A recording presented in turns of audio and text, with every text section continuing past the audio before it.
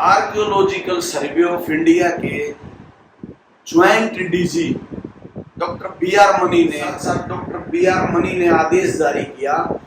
इस पुस्तक को हिंदुस्तान की 2007 में ही इंडिया टुडे पत्रिका ने गोल आकृति का वृत्ताकार आकृति का हर जगह इतना महत्व है, बर्तनों में और अन्य जगह, तो वो जरूर इन पहलवानों के पैरों से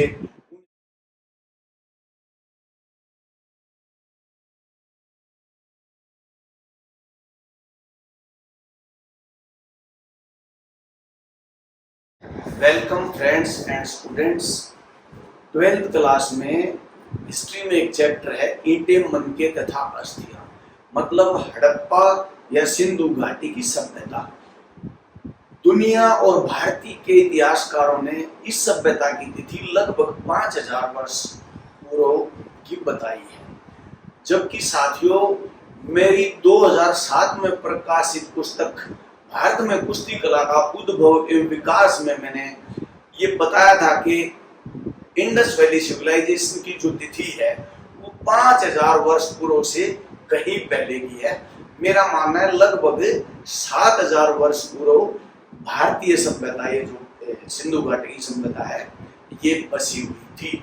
और साथियों मैंने उपलब्ध साधनों के साथ अपने सर्च और रिसर्च वर्क से भी बताया था कि इंडस वैली और आर्यन सिविलाइजेशन एक ही थी, और वहां के जो लोग थे वो काम के अलावा जो उनके पास समय बचता था उसमें वो पासे खेलकर, नौका दौड़ से और कुश्ती खेल कर अपना मन बहलाते थे। इन तीनों के अवशेष भी मिले हैं, डाइस के अवशेष मिले हैं, नौका के अवशेष मिले हैं और पहलवानी के अवशेष भी वहां मिले हैं।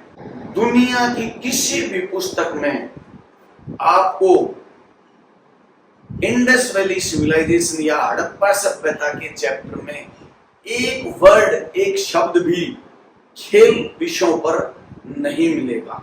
कोई एक शब्द भी, लाइन तो दूर की बात है। जबकि साथियों मैंने अपनी 2007 में प्रकाशित पुस्तक भारत में कुश्ती कला का उद्भव एवं विकास में प्रमाण सहित दिया है कि इंडस वैली सिविलाइजेशन में कुश्ती खेल खेला जाता था।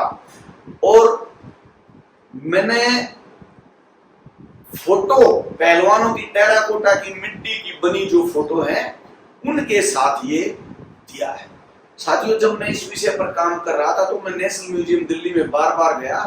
वहां curator painting doctor Daljit madam ने मेरा मार्गदर्शन किया और मुझे बताया कि जो हमारा दिल्ली नेशनल म्यूजियम में जो हड़प्पा सभ्यता से संबंधित जो बर्तन और अन्य सामग्री रखी हुई है, उसके अलावा हड़प्पा म्यूजियम पाकिस्तान में भी बहुत सारी चीजें वहां रखी हुई हैं, शायद आपको कुछ मिल जाए। और साथियों वहीं से हमारा काम ठीक बन गया और मुझे ये जो पहलवानों की टेराकोटा की मिट्टी की पहलवानों की बनी मूर्तियां हड़प्पा म्यूजियम पाकिस्तान से मिली और मैंने इनको साबार अपनी इस पुस्तक के पेज नंबर 17 पर साबार इसको हमने छापा। बहुत ज्यादा विस्तार से यहाँ प्रमाण नहीं रखे जा सकते, लेकिन फिर भी एक एक कर मैं शॉर्टकट में, ब्रीफ में कुछ प्रमाण आपके सामने रख रहा हूं। भारत और पाकिस्तान के जिन भागों में आज भी कुश्ती खेल खेला जाता है, आजादी से पहले भी खेला जाता था, अगर आप नजर दौड़ाओगे तो हड़प्पा सभ्यता के अवशेष भी लगभग उन्हीं प्रदेशों में मिले हैं, जैसे हमारा जम्मू कश्मीर है, पंजाब, हरियाणा, राजस्थान, पश्चिमी उत्तर प्रदेश, दिल्ली, तो इन्हीं भागों में। और हमारे जो साथ लगता हुआ जो पाकिस्तान का क्षेत्र है वहां कुश्ती खेल प्रमुखता से खेला जाता है और हड़प्पा सभ्यता के अवशेष भी वहीं पर मिले। इसके साथ साथ हड़प्पा सभ्यता में खुदाई में अनेक जगह खुले मैदानों के अवशेष मिले हैं, तो जाहिर सी बात है इन मैदानों में खेल आयोजन जरूर होते रहे होंगे। एक कई अन्य सभ्यताओं में भी आपने देखा होगा पक्षियों, सांडों और अन्य जानवरों की जो एक लड़ाई एक का जो ट्रेंड जो था उस समय भी था, और इसका कुश्ती खेल से बहुत ही गहरा ताल्लुक है। एक साथियों, हमें हड़प्पा म्यूजियम पाकिस्तान में कुछ ऐसी आकृतियां मिली हैं पहलवानों की जो बैठे हुए हैं। ये देखिए, ये इस तरह की आकृतियां। और आज भी अगर आप अखाड़ों में जाओगे, मिट्टी अखाड़ों में जाओगे, तो जी तोड़ मेहनत के बाद, कसरत के बाद, जोरों के बाद भारतीय पहलवान इसी तरह से अखाड़े के साथ साथ मिट्टी में या अखाड़े के साथ साथ बैठ जाते हैं। ये भी एक प्रमाण हमें इस चीज से जोड़ता है। और आप देखोगे कि हड़प्पा सभ्यता में कई जगह पत्थर के कुछ वेट मिले हैं, तो इनको जाहिर सी बात है पहलवान मुकद्दर के तौर पर इनको उठाते थे। और एक मोहनजोदड़ो में एक वृद्ध स्नानागार का जिक्र दुनिया में जो बहुत ही प्रसिद्ध है, स्नानागार मिला है, वहां स्नान कुंड है, उसके साथ कुछ कमरे बने हुए हैं, बरामदा बना हुआ है। उसको बताया गया है कि किसी धार्मिक आयोजन के समय इस्तेमाल किया जाया करता। लेकिन ऐसा भी तो हो सकता है कि ये खिलाड़ियों के लिए बना हो और खेल आयोजनों के लिए ये जो वृद्ध स्नानागार था ये बना हो। और इसी प्रकार जो विशाल अन्नागार जो जिसका ये गोल लगभग 20 पिलर्स पर खड़ा हुआ था, वो भी मेरा मानना है कि वो भी कोई एक ऐसे सामूहिक खेल जैसे हमारा स्टेट लेवल के हैं या नेशनल लेवल के हैं, या ये भी संभव है कि नौका के भी अवशेष मिले हैं कि दूसरी सभ्यताओं के खिलाड़ी भी वहां संभवतः आए। और एक आपने देखा होगा कि वृत्ताकार, आयताकार, वर्गाकार इन आकृतियों का हड़प्पा सभ्यता के लोगों को बहुत ही अच्छा ज्ञान था। तो मुझे लगता नहीं कि उन लोगों ने खेल के मैदान नहीं बनाए, जरूर खेल के मैदान बनाए उन्होंने। और एक बहुत ही महत्वपूर्ण प्रमाण है, मैं आज वर्तमान का एक वीडियो आपको दिखाऊंगा कि पहलवान जब भी मिट्टी में कुश्ती लड़ते, और आज से पीछे अगर हम साल दर साल जाते जाएंगे तो पहलवान बहुत देर तक कुश्ती लड़ने से पहले वृत्ताकार गोल पथ पर घूमते रहते थे। वो एक दूसरे के उनकी आंखों में आंख रखते थे, उसके शरीर का मतलब एक तरह से अध्ययन करते थे। तो उससे पहलवानों के पैरों से वृत्ताकार आकृति बन जाया करती।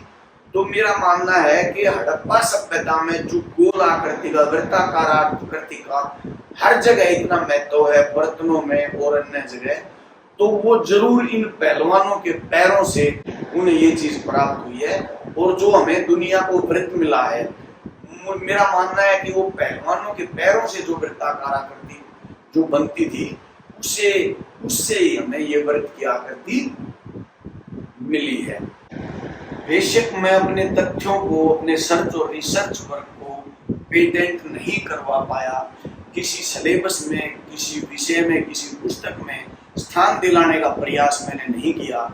लेकिन मुझे उस समय बहुत खुशी होती थी जब देश के कई विद्वान लोगों ने, इतिहास से जुड़े हुए लोगों ने, आर्कियोलॉजिकल सर्वे ऑफ इंडिया से जुड़े हुए लोगों ने मेरे काम की तारीफ की, इसे सराहा। इसी कड़ी में आर्कियोलॉजिकल सर्वे ऑफ इंडिया के joint DG doctor BR money ने वर्ष 2009 में मेरी पुस्तक के लिए ये शब्द लिखे जो मेरे लिए किसी सर्टिफिकेट से कम नहीं है। और इसके साथ साथ डॉक्टर BR मनी ने आदेश जारी किया, इस पुस्तक को हिंदुस्तान की ASI की आर्कियोलॉजिकल सर्वे ऑफ इंडिया के सभी पुस्तकालयों के लिए इस पुस्तक को रिकमेंड किया।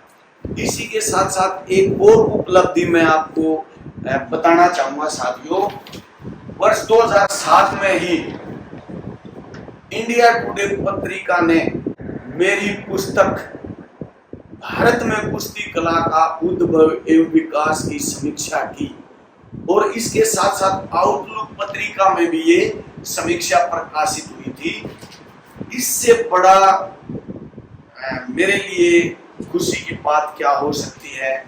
और ये जो इस तरह के तथ्य जो मैंने रखे थे, विशेषकर इंडस वैली सिविलाइजेशन के चैप्टर से संबंधित, उसी को पहचान कर उसी के दम पर इस पुस्तक को इतनी तवज्जो मिली, इतनी इज्जत मिली।